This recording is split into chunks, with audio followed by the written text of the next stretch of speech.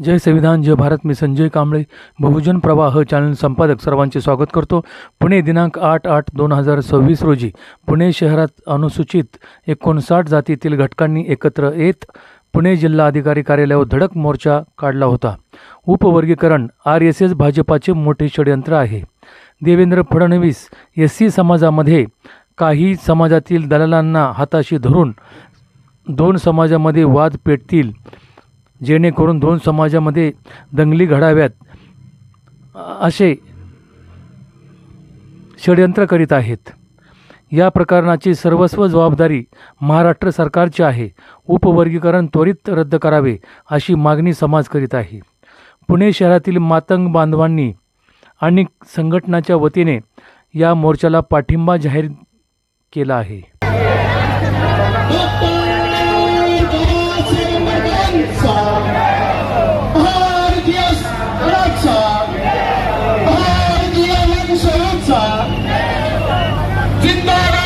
जिंदाबाद संविधान जिंदाबाद जिंदाबाद जिंदाबाद जिंदाबाद डॉक्टर बाबासाहेब आंबेडकरांचा लोकशाहीचा भारत संविधानाचा डॉक्टर बाबासाहेब आंबेडकरांचा. या ठिकाणी आपण मोर्चाच्या अंतिम टप्प्यामध्ये पोहोचलेलो आहोत. सर्वांनी जोरदार घोषणा द्यायची. स्पीकर थोडस पुढे घ्या.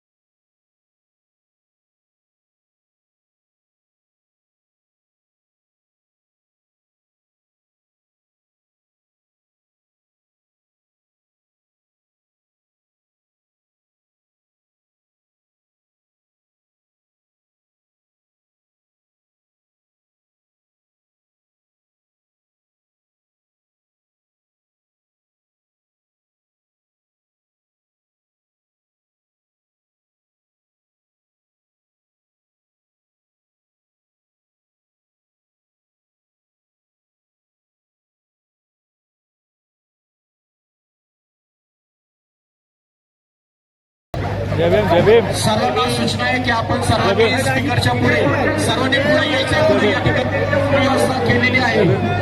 सर्वांनी खुर्चीवर बसायचे. गाणे लावू नका. मोर्चामध्ये सहभागी झालेल्या सर्व नागरिकांना सूचना या ठिकाणी सर्वांना ची सुविधा उपलब्ध करून दिलेली आहे. त्यामुळे सर्वांनी पुढे यायचे. सर्वांनी असं विरोध करायचे.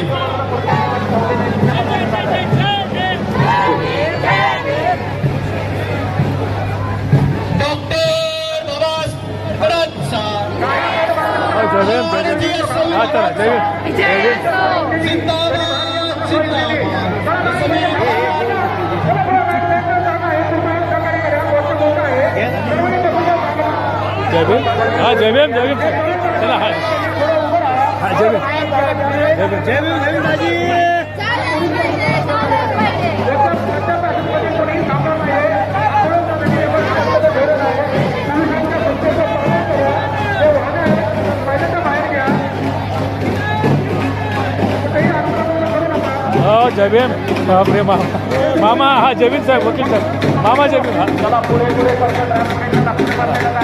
जबीम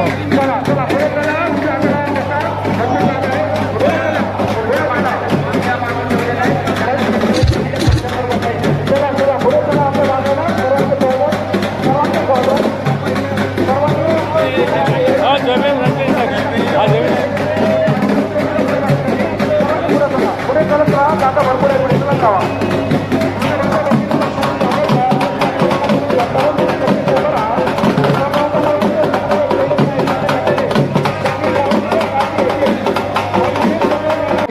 आहे. थोडं 2 मिनिट सर्वांनी घोषणा द्या. जय जय जय जय जय भीम.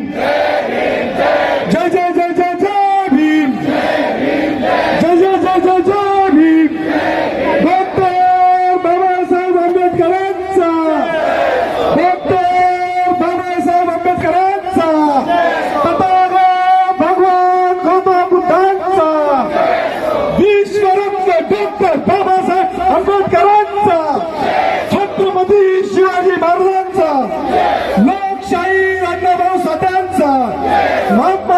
ज्योतिराव फुलेंचा जोरशे बोल, जोरशे बोल, जोरशे बोल. फडणवीसने राजीनामा दिलाच पाहिजे, फडणवीसने राजीनामा दिलाच पाहिजे, फडणवीसने राजीनामा दिलाच पाहिजे. उपवर्गीकरण थांबलंच पाहिजे, उपवर्गीकरण थांबलंच पाहिजे, रद्द झालंच पाहिजे, उपवर्गीकरण रद्द झालंच पाहिजे. जय भीम, जय भीम, जय भीम. राष्ट्रगीत जाण्याची सवणी एकत्र थांबायची आहे. राष्ट्रगीत होईल मग कार्यक्रम संपेल. कृपया सवणी शांत थांबायचं आहे. या ठिकाणी समितीच्या वतीने समस्त त्यांनी आजच्या या कार्यक्रमाचे प्रास्ताविक करायचं आहे. सर्व महापुरुषांना या ठिकाणी वंदन करून पुणे या ठिकाणी अबकड उपवर्गीकरण विरोधी मोर्चा या ठिकाणी मोठ्या संख्येने उपस्थित सरसेनानी आनंदराजे आंबेडकर, विद्यमान खासदार माजी सामाजिक न्यायमंत्री चंद्रकांतजी हंडोरे साहेब, माजी आमदार बाबूरावजी माने, दैनिक सम्राटचे कुणालजी कांबळे, त्याचप्रमाणे या ठिकाणी पुण्यातील विविध संघटना पक्ष, सर्व बौद्ध विहार, उपासक उपासिका, रिटायर महार रेजिमेंट, समता सैनिक दल, भारतीय बौद्ध महासभा हे सर्वच आपलं या नियोजन समितीच्या वतीने सहर्ष असं स्वागत करून खऱ्या अर्थानं संपूर्ण महाराष्ट्रभर या उपवर्गीकरणच्या विरोधामध्ये मोठ्या संख्येने मोर्चे निघत आहेत. आज आपल्या पुण्याची बारी होती आणि पुण्याने दाखवून दिलंय की आम्ही सुद्धा मोठ्या संख्येने या महाविरोधी मोर्चामध्ये मोठ्या संख्येने सहभागी आहोत. पुण्यातून जो संदेश जाईल तो महाराष्ट्रभर अतिशय चांगल्या पद्धतीचा संदेश जातो. आपण पुणेकरांनी पुणे तिथे काय उणे हे दाखवून दिलेलं आहे. हे वर्गीकरण का नसावं, याचे फायदे तोटे काय आहेत हे आतापर्यंत आपल्या सर्वांना समजलेले आहेत. या ठिकाणी उपस्थित मान्यवर देखील आपल्याला सांगणार आहेत. खऱ्या अर्थानं या उपवर्गीकरणाचा जो लढा चालू झाला, डॉक्टर बाबासाहेब आंबेडकरांनी तुम्हाला मला ही अनुसूचित जात 100 वर्षापूर्वी दिलेली आहे. आणि हे सगळ्या समाजाला सांगा, काय सांगा, अरे बाबासाहेब आंबेडकरांनी फक्त महाराजांसाठी काम केलं नाही, या देशातल्या 6743 जातीला डॉक्टर बाबासाहेब आंबेडकरांनी काम केलेलं लक्षात राहू द्या. आणि माझ्या सगळ्या एससीच्या बांधवांना सांगणं, अरे बटेंगे तो कटेंगे.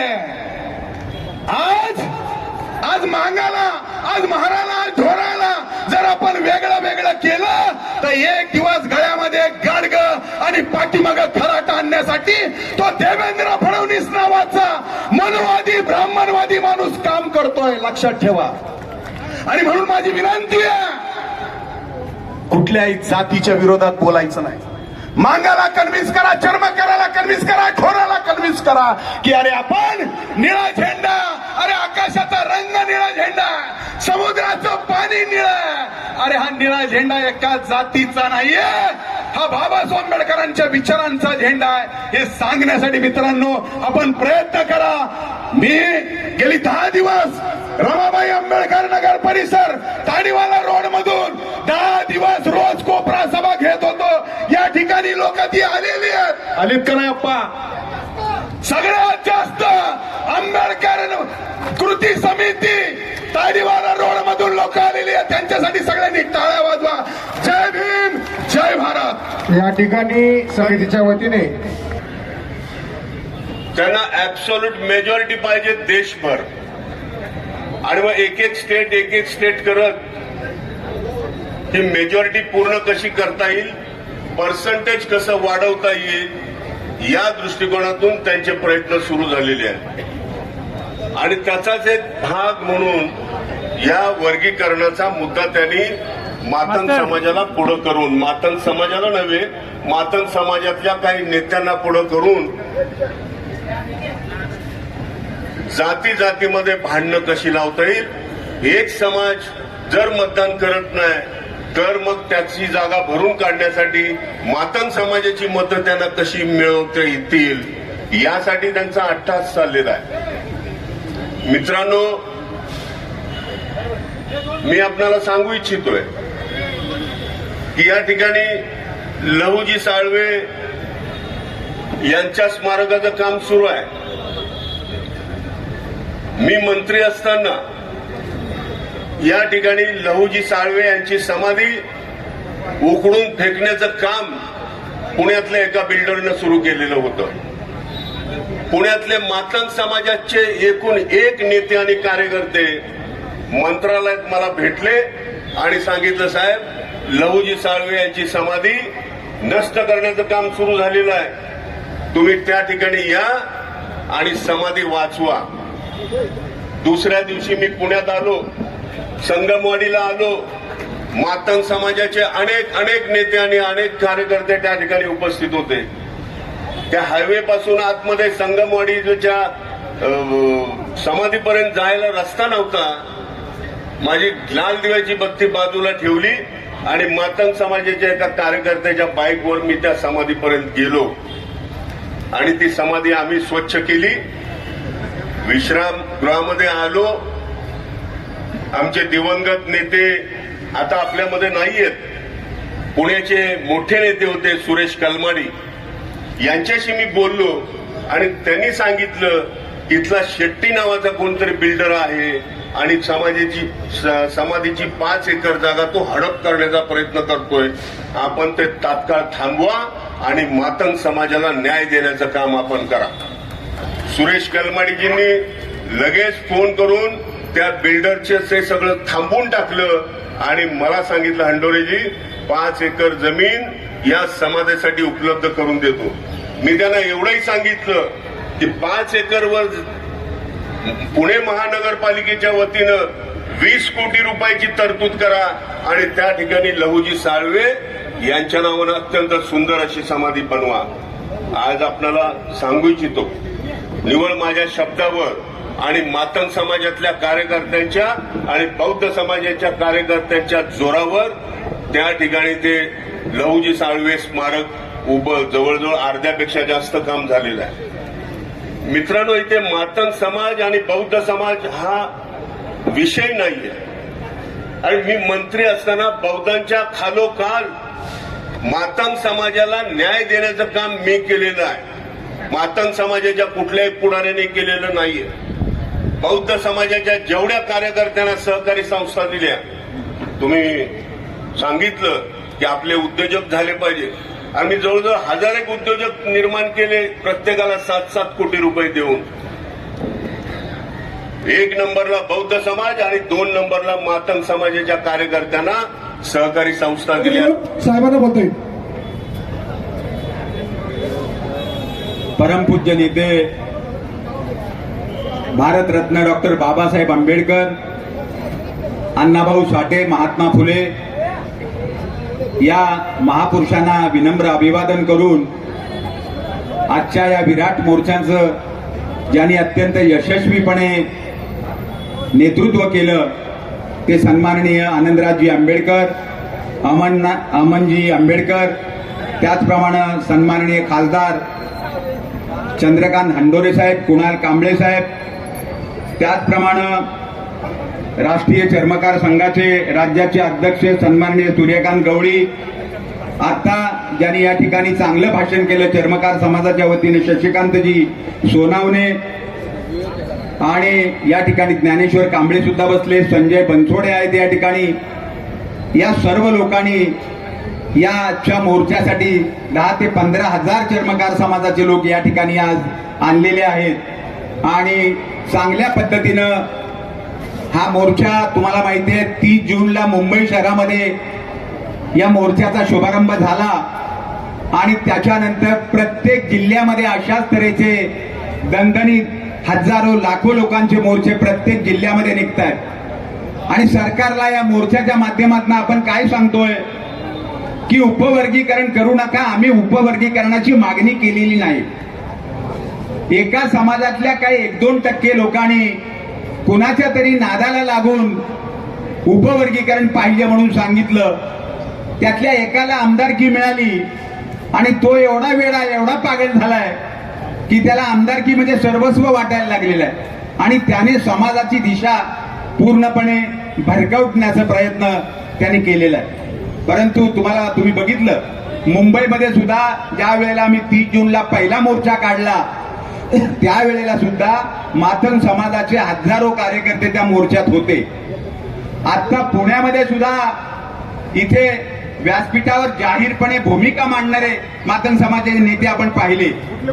गेल्या 15-20 दिवसापूर्वी आपण पिंपरी चिंचवडमध्ये मोर्चा काढला, सोलापूरमध्ये मोर्चा काढला. मुख्यमंत्र्यांना सांगू इच्छितो की त्याने विधानसभेमध्ये धांदात खोटं असं एक स्टेटमेंट केलं. जेव्हा 27 आमदारांनी हक्कभंगाचा प्रस्ताव आणून याच्यावरती चर्चा करण्याचं ठरवलं, चर्चा करू दिली नाही, परंतु त्याने उत्तर दिलं की सुप्रीम कोर्टाने सांगितलं ते आम्ही ऐकायला पाहिजे की नाही. परंतु हे सपशेल खोटं आहे. सुप्रीम कोर्टाने हा जो उपवर्गीकरणाचा निर्णय आहे तो ऐच्छिक ठेवलेला आहे. त्यामुळे आपण बघत असाल की सर्वच राज्यामध्ये असं उपवर्गीकरण होत नाही. महाराष्ट्रामध्ये सुद्धा मातंग समाजातले 8-10 माणसांनी फक्त मागणी केली आणि आमच्या मुख्यमंत्र्यांनी त्या मागणीला साथ देत सर्व प्रकारची मदत करत हे उपवर्गीकरणाचा घाट घातला आहे. परंतु मी मुख्यमंत्र्यांना आपल्या वतीनं सांगू इच्छितो की जेव्हा जनता चिडते तेव्हा तिथं धर्मेंद्र प्रधानची खुर्ची सुद्धा जाते, हे लक्षात घ्या. त्यामुळं आणि त्यातल्या त्यात आंबेडकरवादी तर भयंकर आहेत. त्या दिल्लीमध्ये तरी ती बिचारी 16, 17, 18 वर्षाची पोरं होती, त्याने मार खाल्ला. पण महाराष्ट्रामध्ये महात्मा गांधीच्या वधानंतर काय झालं ते आठवा. काय पळापळ झाली तुमची, तुमच्या पूर्वजांना विचारून घ्या. त्यामुळं आंबेडकरवाद्यांच्या नादाला लागू नका, अनुसूचित समाजाच्या नादी लागू नका, हा सपशेल इशारा मी त्यांना देतोय. त्याचबरोबर असं सांगितलं जातं की सुप्रीम कोर्टाने ते ऐच्छिक सांगितलंय.